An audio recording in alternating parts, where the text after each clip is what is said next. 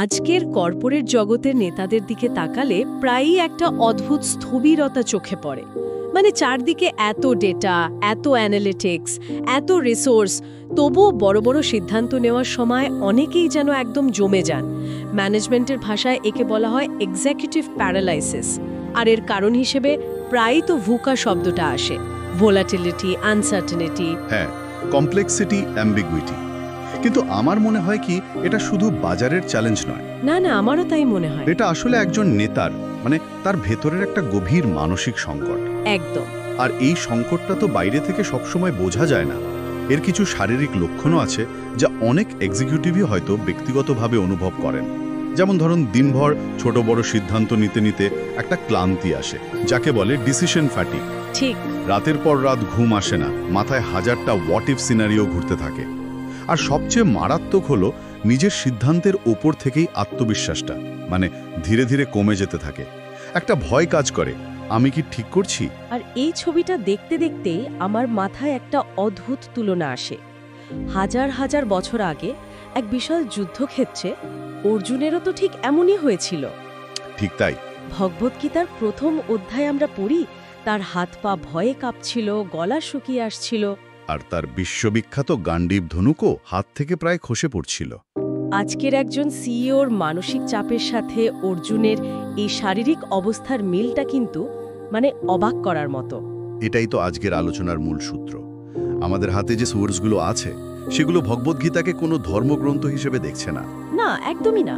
বরং এটিকে আধুনিক বোর্ডরুমের জন্য একটা শক্তিশালী এক্সিকিউটিভ কোচিং ম্যানুয়াল হিসেবে তুলে ধরছে। এই মডেলে কুরুক্ষেত্র হলো আজকের কম্পিটিটিভ মার্কেট প্লেস।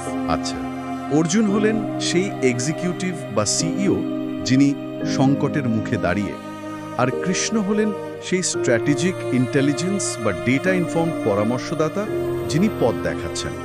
আজকের আলোচনায় আমরা এই ফ্রেমওয়ার্ক ব্যবহার করেই কর্পোরেট জগতের ব্যর্থতার একেবারে মূল কারণটা খোঁজার চেষ্টা করব।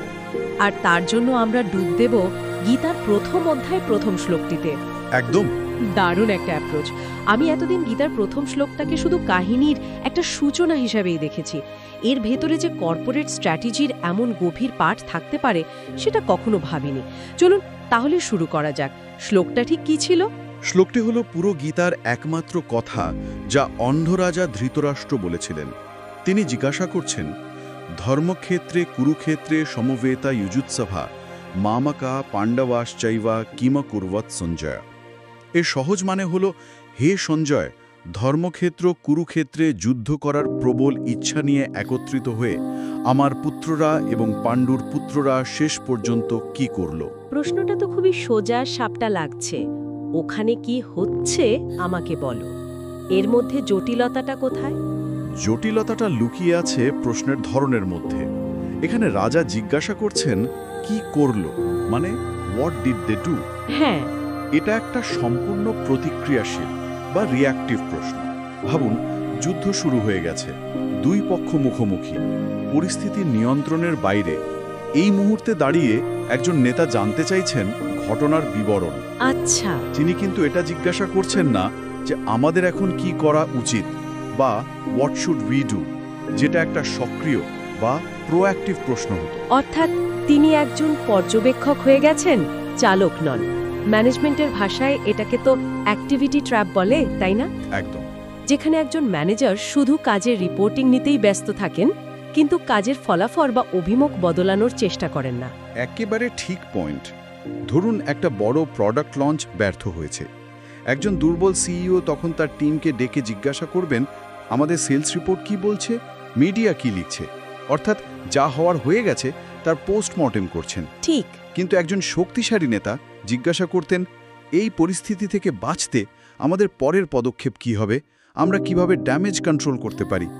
ধৃতরাষ্ট্রের এই একটি প্রশ্নই দেখিয়ে দেয় তিনি মানসিকভাবে যুদ্ধটা হেরে বসে আছেন। তিনি শুধু খেলার ধারাভাষ্য শুনতে চাইছেন। একদম, খেলার গতিপথ বদলাতে চাইছেন না। এটা তো গেল প্রশ্নের পেছনের মানসিকতার বিশ্লেষণ। কিন্তু শ্লোকের শুরুতেই দুটো খুব ভারী শব্দ আছে, ধর্মক্ষেত্র আর কুরুক্ষেত্র। এই দুটোকে কিভাবে আজকের কর্পোরেট জগতের সাথে মেলানো যায়? আমার তো প্রায়ই মনে হয় আজকের বিজনেস ওয়ার্ল্ডে ধর্ম বা নৈতিকতার কোনো জায়গাই নেই, পুরোটাই কুরুক্ষেত্র। এই ধারণাটাই গীতা ভাঙতে চায়। চলুন শব্দ দুটোকে আজকের প্রেক্ষাপটে দেখি। কুরুক্ষেত্র হলো আমাদের মার্কেট প্লেস, আমাদের কর্মক্ষেত্র, আচ্ছা, যেখানে প্রতিযোগিতা আছে, লাভ ক্ষতির হিসাব আছে, টার্গেট অ্যাচিভ করার চাপ আছে। শ্লোকের ইউজুৎসবহা শব্দটার মানে হলো যুদ্ধ করার তীব্র ইচ্ছা। আজকের কর্পোরেট জগতে সবাই তো এই তীব্র ইচ্ছা নিয়েই নমে মার্কেট শেয়ার দখল করতে। এটা হলো ফিল্ড অফ অ্যাকশন। বেশ, তাহলে ধর্মক্ষেত্র কি? ওটা কি কোম্পানি সিএসআর ডিপার্টমেন্ট বা এথিক্স কমিটি? তার থেকেও অনেক গভীর। ধর্মক্ষেত্র হলো একটা প্রতিষ্ঠানের মোরাল ইকোলজি বা নৈতিক পরিবেশ। Moral ecology? হ্যাঁ, এটা হলো কোম্পানির সংস্কৃতি, তার উদ্দেশ্য, তার মূল্যবোধ, অর্থাৎ কোম্পানিটা কেন ব্যবসা করছে। শুধু লাভ করার জন্য, নাকি তার চেয়েও বড় কোনো উদ্দেশ্য আছে? এটা হলো ফিল্ড অফ ভ্যালিউজ। আর গীতার সবচেয়ে বড় শিক্ষা হলো এই দুটো ক্ষেত্র আলাদা নয়, একই। ও আচ্ছা। আপনার কুরুক্ষেত্রই আপনার ধর্মক্ষেত্র, অর্থাৎ আপনি যেভাবে ব্যবসা করেন সেটাই আপনার নৈতিকতার আসল পরীক্ষা। তার মানে লাভ করাটা মানে কুরুক্ষেত্র জরুরি, কিন্তু কিভাবে লাভ করা হচ্ছে মানে ধর্মক্ষেত্র, সেই প্রক্রিয়াটা তার থেকেও বেশি জরুরি। একদম। এই ভারসাম্যটা যখনই নষ্ট হয় তখনই তো আমরা বড় বড় কোম্পানির পতন দেখেছি। ঠিক তাই। এনরনের কথাই ভাবুন না, তাদের একটা 64 পাতার এথিক্স কোড বুক ছিল, অর্থাৎ কাগজে কলমে তাদের ধর্মক্ষেত্রটা দারুণ ছিল। হ্যাঁ, কিন্তু বাস্তবে তাদের কুরুক্ষেত্র বা কর্মক্ষেত্রটা ছিল একটা জঙ্গল, যেখানে শুধু ত্রৈমাসিক ফলাফলের পেছনে দৌড়ানো হতো যে কোনো উপায়ে। শেষ পর্যন্ত তাদের কর্মক্ষেত্রটাই তাদের মূল্যবোধের ক্ষেত্রকে গিলে ফেলল। থেরানোসের ক্ষেত্রেও তো একই ঘটনা। একদম। যখনই কোনো লিডার ভাবতে শুরু করেন যে এথিক্স পরে দেখা যাবে, আগে টার্গেট পূরণ করি, তখনই তিনি নিজের অজান্তে কোম্পানির পতনের বীজ বুনে দেন। এই ভারসাম্য হারানোর কারণটা তাহলে কি? এটা কি সিস্টেমের সমস্যা নাকি ব্যক্তির? শ্লোকটার ভেতরে কি এর কোনো ইঙ্গিত আছে? আছে, এবং সেটাই হয়তো এই শ্লোকের সবচেয়ে গুরুত্বপূর্ণ এবং বিধ্বংসী শব্দ। শব্দটি হলো মামাকাহ। মামাকাহা, যার অর্থ আমার বা আমার লোকজন। ধৃতরাষ্ট্রের এই একটি শব্দই দেখিয়ে দেয় তার মানসিকতা কতটা বিভক্ত। মামাকা, একটা শব্দ কিভাবে এতখানি ধ্বংসাত্মক হতে পারে? কারণ এই শব্দটি বিভেদ তৈরি করে। খেয়াল করুন, ধৃতরাষ্ট্র বলছেন মামাকা পাণ্ডবাশ্চাইবা, অর্থাৎ আমার পুত্ররা এবং পাণ্ডুর পুত্ররা। হ্যাঁ, তিনি কিন্তু বলতে পারতেন আমার পুত্ররা, কারণ পাণ্ডবরাও তো তারই ভাইপো, একই পরিবারের অংশ। ঠিক। কিন্তু তিনি সচেতনভাবে তাদের আলাদা করে দিলেন। তিনি একটা অদৃশ্য দেওয়াল তুলে দিলেন, আমরা বনাম ওরা।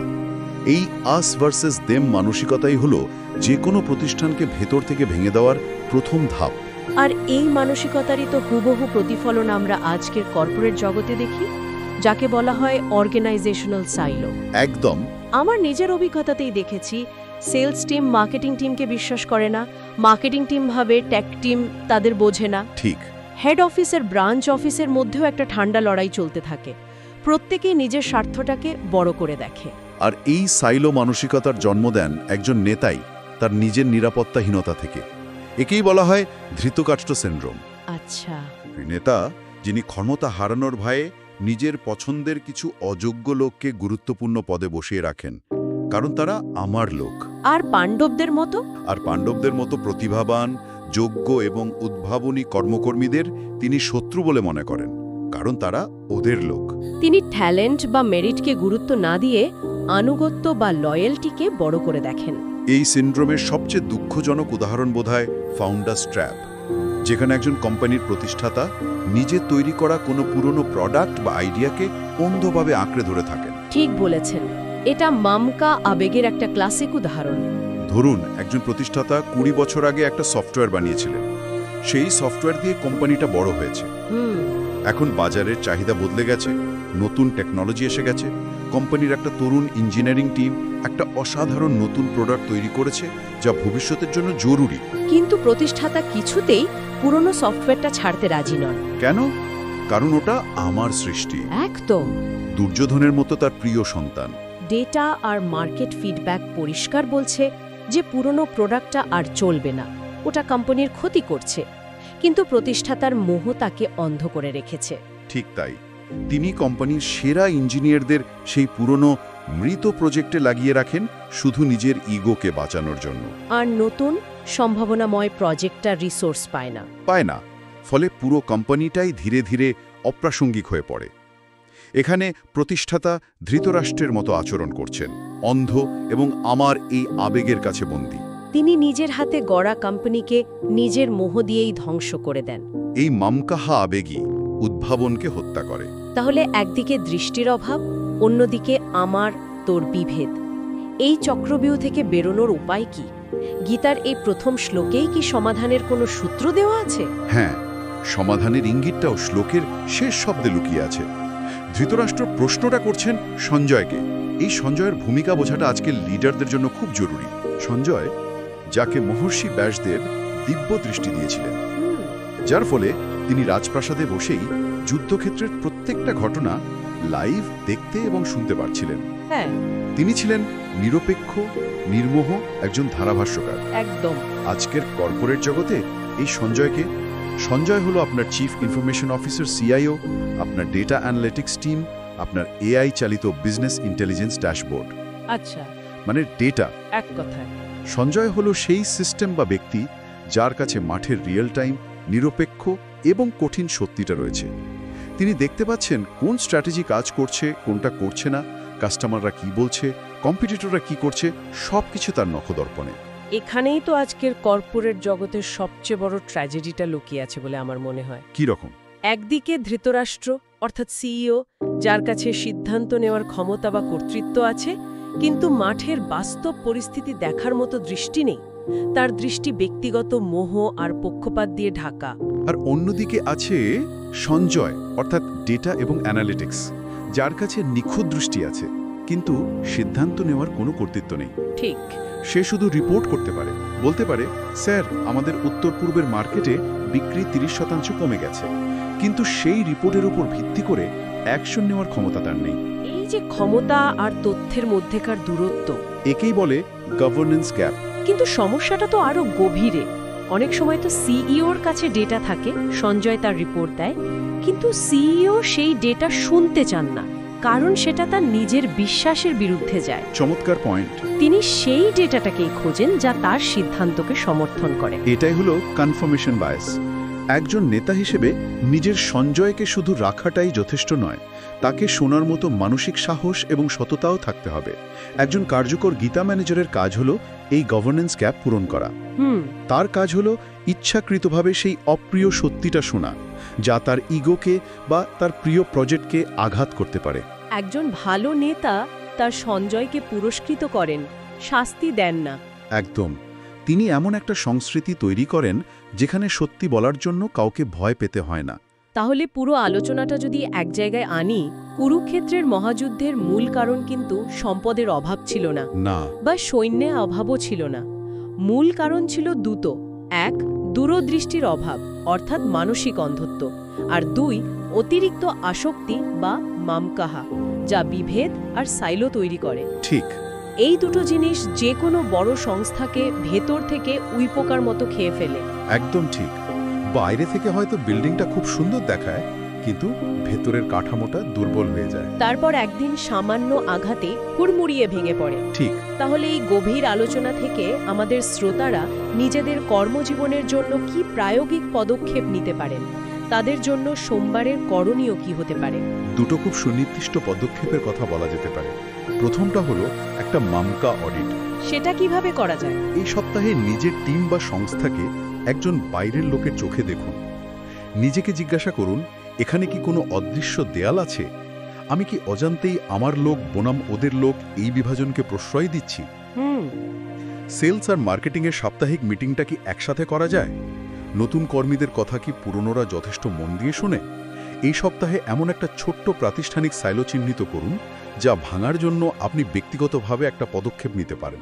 হয়তো দুটো আলাদা টিমের লিডারকে একসাথে লাঞ্চে ডাকলেন। হ্যাঁ, শুরুটা ছোটই হোক। দারুণ আইডিয়া। ছোট পদক্ষেপ কিন্তু শক্তিশালী বার্তা দেবে। আর দ্বিতীয় করণীয়? দ্বিতীয়টি হলো সঞ্জয় চেক। আপনার সংস্থায় বা টিমে সেই ব্যক্তি বা সেই সিস্টেমকে চিহ্নিত করুন যিনি আপনাকে অপ্রিয় কিন্তু জরুরি সত্যিটা দেখান। আচ্ছা।